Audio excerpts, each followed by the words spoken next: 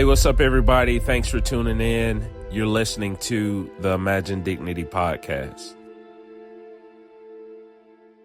Terrence here for another episode of the Imagine Dignity podcast. I'm really excited because I have my sister with me. What's your name? Stacey. Stacey. Yep.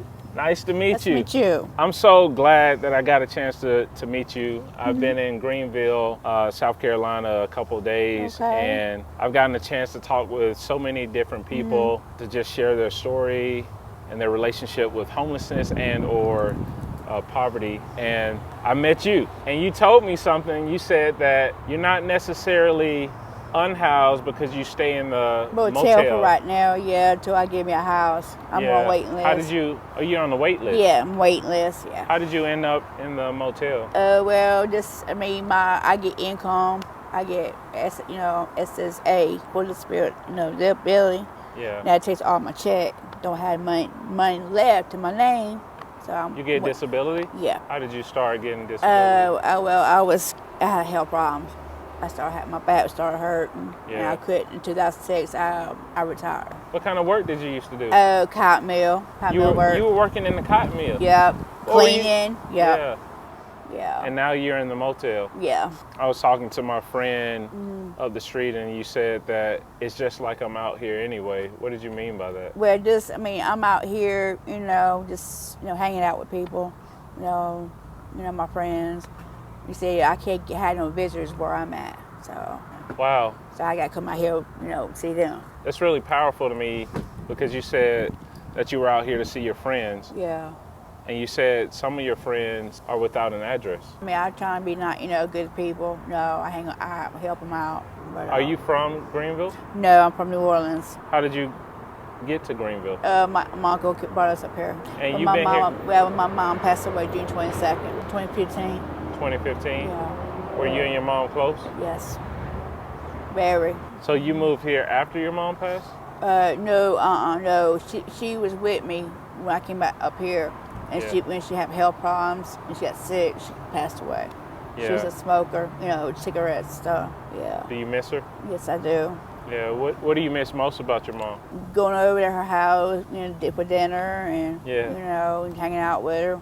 Watch soap operas. Yeah. Yeah. Oh, that was her thing? Yeah, Young and the Restless was her Young soap and the opera. Restless. Yeah. And Days of Our Lives, yeah.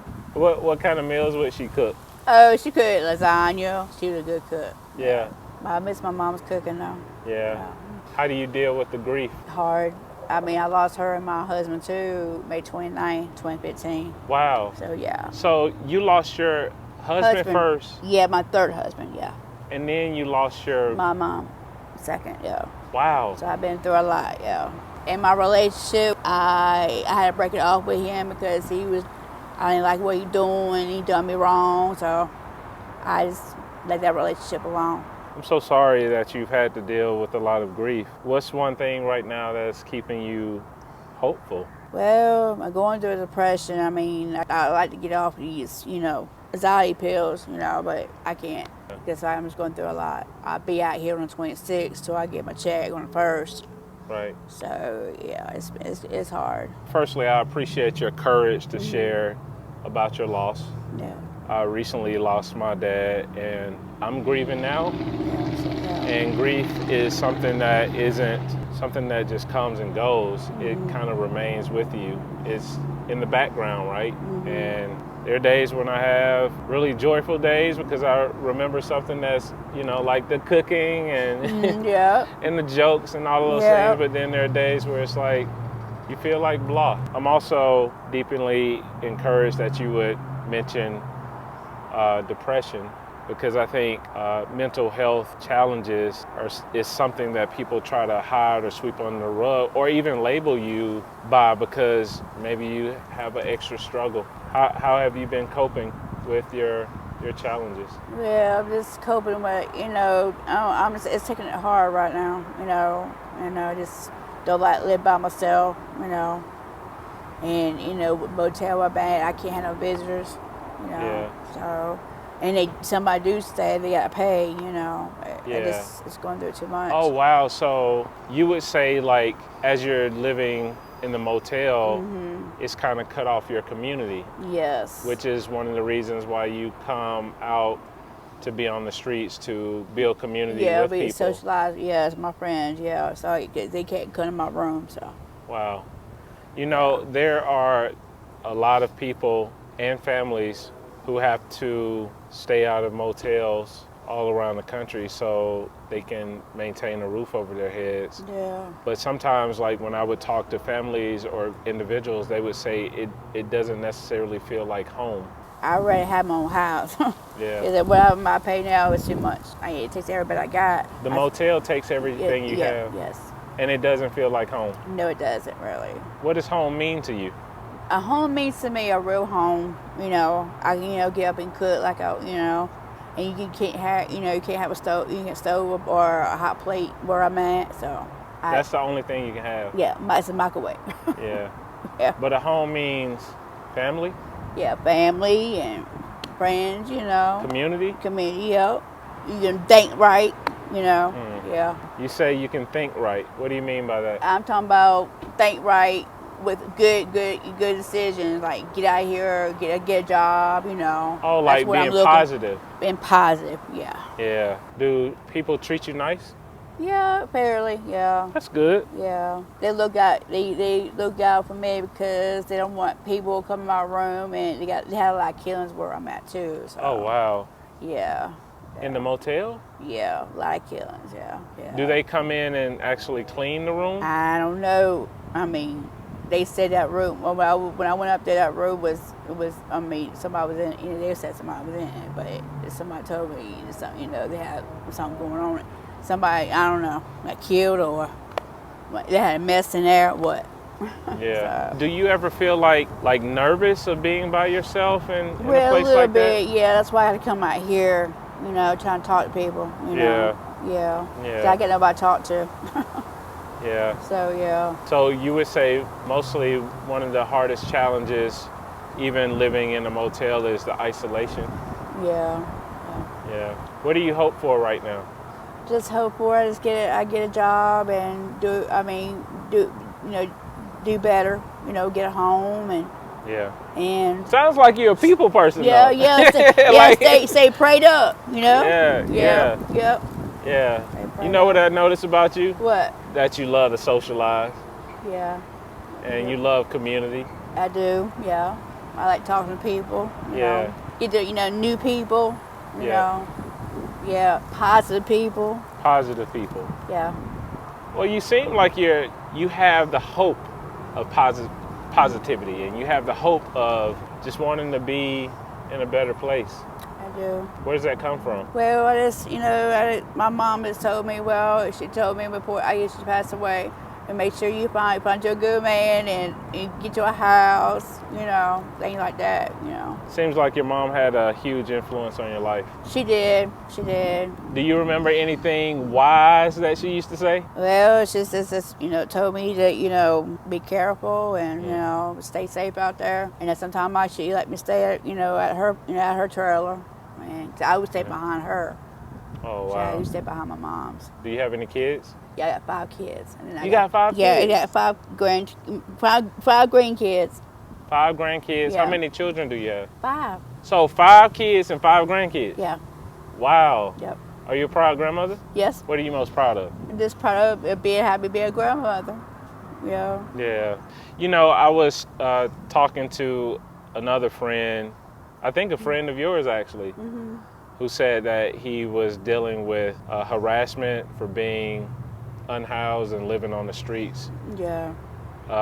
Do you see that happening often in this city with people experiencing Oh homelessness? yeah, yes. And people talk people like, oh, go get a job or something. Like that. They put people down. Why do they put people down? I don't know. That's how they are. People say, well, okay, I need something to eat. But I said, I wish I had it. I give these people out here, but I don't. Yeah. Yeah. So. Well, you seem like you really care about the plight of homelessness. I do. Why do you care so much? Because that's what my mom told me. That's my mom raised me like that. To take care of people, you know, respect people, you know. Why people can't help these people, you know. I'm just like that. What made you want to sit down and talk to me today? God sent y'all my way. God sent us your way? Yeah. Why did you say that? He just did. Really? Yeah. How do you feel after like talking on the podcast? Well, I love talking broadcast. I like talking broadcast, you know. Stacey, Yeah. thank you for being on the podcast. Thank you. Yeah. Okay. Hey, what's up, everybody? This is Terrence from the Imagine Dignity podcast, and if you watched all the way through, you just saw my interview with Stacey, a person who knows grief, trauma, separation, loss, injury from working a job. But the one thing that really stood out to me about her is her ability to connect with community.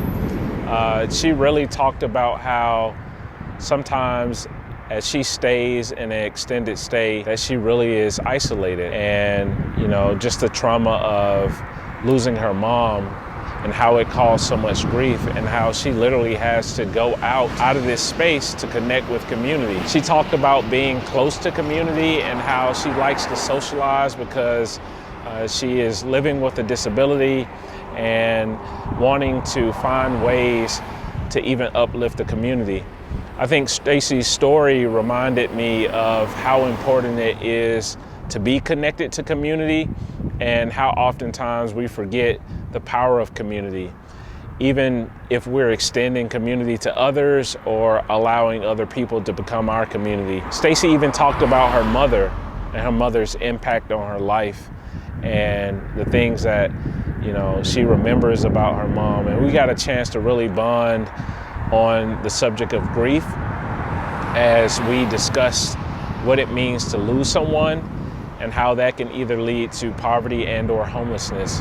And as you reflect on this conversation, I'm hoping that you're able to walk away with just realizing how easy it is to, you know, go down a path of grief and trauma through unexpected events, and how that can ultimately lead you in a place where you are isolated, that you don't have community, and or are experiencing homelessness and poverty. You know, one of the other things that stood out to me about Stacey is how she actually receives benefits and subsidies, and she's worked her entire career, but at the same time she talked about how she really doesn't even make enough to really afford where she stays, and how many people, you know, local to Greenville and even across the country, who are wrestling and they're just right on the edge and they don't really bring in enough income to be able to find that stability. There are people right now who feel like, you know, the safety net is literally collapsing underneath them. And I think we need to also consider the ways in which we judge people, even if they are given subsidies, because some people, similar to Stacey, you know, was injured and worked and contributed to society and was a productive citizen. But yet sometimes, because of the stigma associated with poverty and homelessness, we kind of judge people through a singular lens.